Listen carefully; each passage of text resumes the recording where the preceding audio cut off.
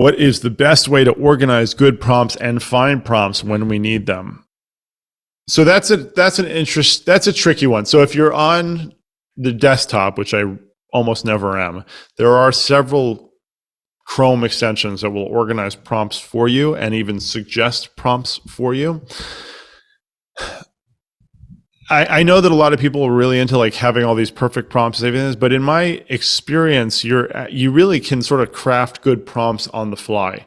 And by the way, thank you, Andrew, for thinking that was a good suggestion about asking questions. You can ask it to improve the prompts, right? So I created basically like a chatbot experience with ChatGPT for the ambulance squad that I work with, to train new members on how to do patient care. And what this does is it's really cool. It takes our state protocols, it takes the national protocols, and it'll give you a patient scenario where not only can you ask the patient questions and it'll respond as the patient, but you can ask the instructor questions, such as, what are the patient's vital signs?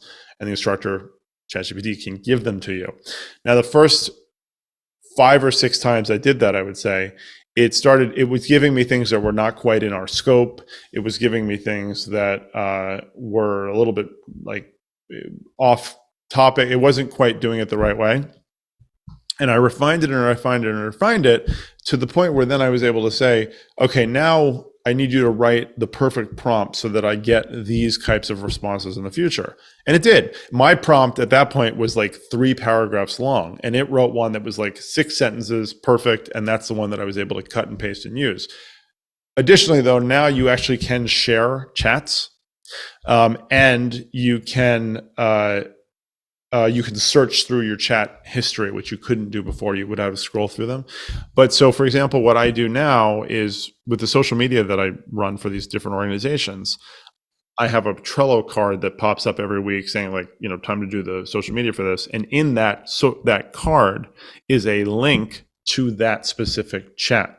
So then I can continue with the history of that without having to explain things again. And it's able to go back and do that. So, that's how I organize the prompts, I would say.